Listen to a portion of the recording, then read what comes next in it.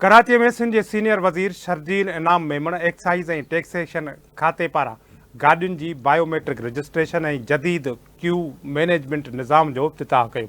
उन मौक़े ते ख़िताब कंदे सिंध जे सीनियर वज़ीर शर्जील इनाम मेमण चयो त पाकिस्तान पीपल्स पार्टी जी सिंध सरकार सदर आसिफ अली ज़रदारी ऐं चेयरमैन बिलावल भुट्टो ज़रदारी जे वेयनि मूजिबि अवाम खे सहूलतनि जी फराहमीअ लाइ जदीद टेक्नोलॉजीअ जे इस्तेमाल खे यकीनी बणाए रही आहे। सिंध जे सीनियर वज़ीर शर्जील इनाम मेमण चयो त बायोमेट्रिक रजिस्ट्रेशन ऐं क्यू मैनेजमेंट सिस्टम सां आवाम खे वधीक सहूलत मिलंदी। गाॾियुनि जी रजिस्ट्रेशन खे बायोमेट्रिक निज़ाम सां जोड़ियो वियो आहे, जंहिंसां जेलसाज़ी रोकण में मदद मिलंदी। सिंध जे महसूलात ऐं आबकारी वारे वज़ीर शर्जील इनाम मेमण चयो त आवाम खे सहूलतूं फ़राहम करणु हुकूमत जो फ़र्ज़ु आहे। सिविक सेंटर में क़ाइमु एक्साइज़ खाते जी ऑफिस पाकिस्तान जी सभिनी खां वॾी मोटर रजिस्ट्रेशन वारी ऑफिस आहे। सीनियर वज़ीर शर्जील इनाम मेमण चयो त माण्हुनि जी सहूलत लाइ ऑनलाइन बुकिंग टाइम हासिल करण जी सहूलत ॾिनी वई आहे। हिकु ऑफिस कराची ॾखण में बि खोले रहिया आहियूं, जेका राति जो बि फ़ाल रहंदी। शर्जील इनाम मेमण औरतुनि जे लाइ अलॻि ऑफिस क़ाइमु करण जो बि ऐलान कयो। चयो त माण्हुनि खे घर वेठे सर्विस ॾिनी वेंदी, जंहिंजा मामूल वारा चार्जिस हूंदा। भर्तियुनि ते अदालत पारां स्टे ऑर्डर जारी करण सबबि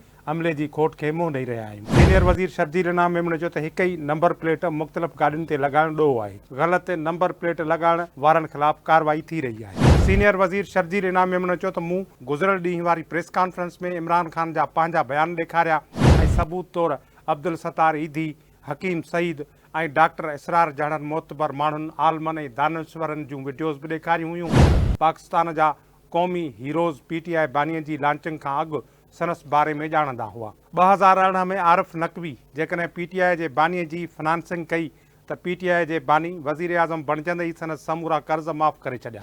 जॾहिं त अरशद शरीफ़ शहीद पंहिंजे वीडियोज़ में इमरान ख़ान जे ख़िलाफ़ जेकी सबूत ॾिना हुआ, उन्हनि जी बि जांच थियणु घुरिजे। शर्जील इनाम मेमण चयो त इमरान ख़ान खे अडियाला जेल में बि ट्विटर अकाउंट हलाइण जी सहूलत मिलियल आहे। मुजीब खे हीरो बणाए पेश करण वारी वीडियो इमरान ख़ान पंहिंजे ई अकाउंट तां शेयर कई। इक़्तिदार जे लाइ हू मुल्क खे दाअ ते लॻाइण लाइ बि तयारु आहे। बैरिस्टर गौहर जेकॾहिं सफ़ाई पेश करे रहियो आहे त पोइ इमरान ख़ान ट्वीट डिलीट छो न कई। शर्जील इनाम मेमण चयो त पीपल्स पार्टी ऐं मुस्लिम लीग नून जी क़यादत बि गिरफ़्तार थी, पर इसराइल रुॻो PTI बानीअ जे गिरफ़्तारीअ ते पाकिस्तान मथां इंसानी हक़नि जे भञकड़ीअ जो बहितान मढ़ियो। पीपल्स पार्टीअ जी क़यादत तोड़े कारकुननि ते बदतरीन तशदुद कयो वियो, पर कॾहिं बि मुल्क जे ख़िलाफ़ ॻाल्हि न कई वई।